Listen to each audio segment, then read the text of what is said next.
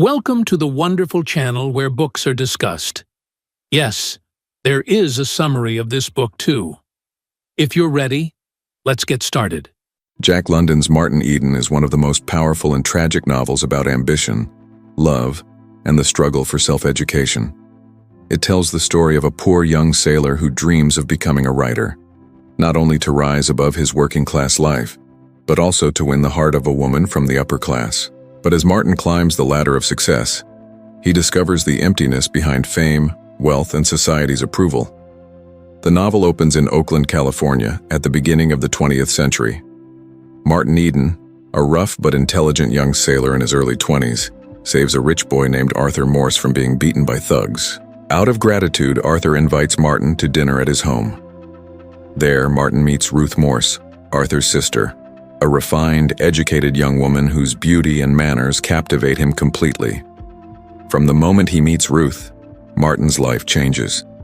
She represents everything he has never known: culture, education, sophistication, and the world of the upper class.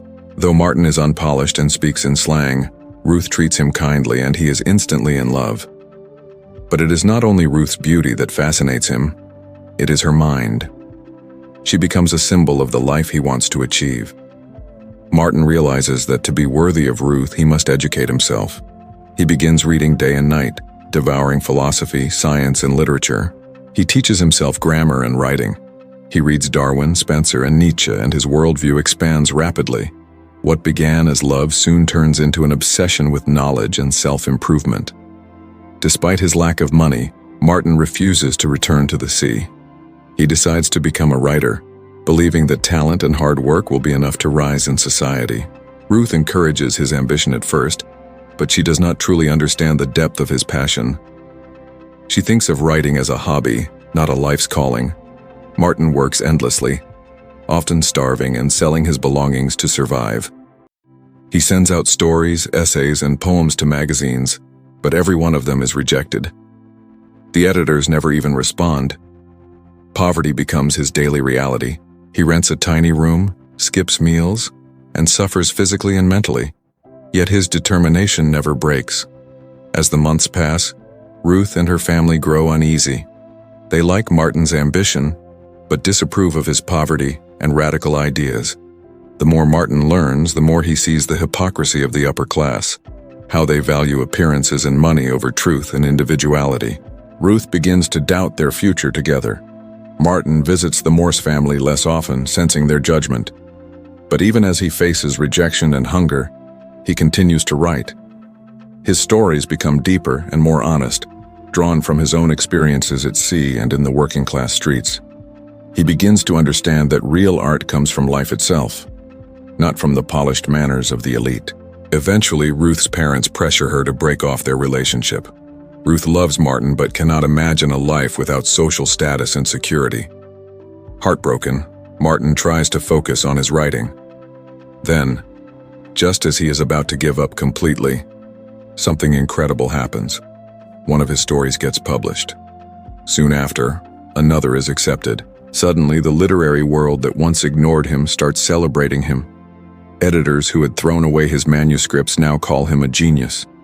The same people who once despised him invite him to dinner parties and praise his name.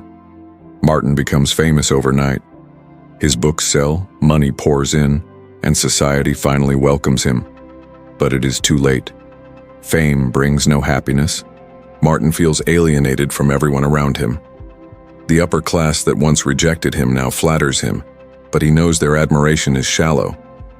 Ruth tries to return to him, realizing her mistake. But Martin no longer feels love or joy. He sees through the emptiness of their world. All his dreams of success, love, recognition turn into dust. He has achieved everything he ever wanted, yet he feels nothing. The fire that once drove him now burns out completely. Disillusioned with society and with life itself, Martin decides to leave everything behind. He boards a ship to the South Seas, searching for peace, but he finds none. On the ocean, he confronts the futility of his journey, the world's indifference, and his own lost soul. In one of literature's most haunting endings, Martin takes his own life, drowning in the sea. the same sea that once gave him freedom. His death is not just an act of despair, but a final rejection of the society that destroyed his dreams. Jack London based much of Martin Eden on his own life, his struggle for education, his rise to fame, and his disappointment with the literary world. Through Martin's story, London explores themes of individualism, class conflict, materialism, and existential isolation. The novel asks, what is the price of success if it costs your soul? Martin Eden is a tragic portrait of a man who reaches for the stars, but finds only emptiness when he gets there. It is both an inspiration and a warning, a story about how passion and self-belief can lift us up, but also how society's false ideals can destroy the human spirit. The summary of another book is finished. What did you learn from this book? Have you read it before? Please share your thoughts with us in the comments section. Don't forget to subscribe and like the channel.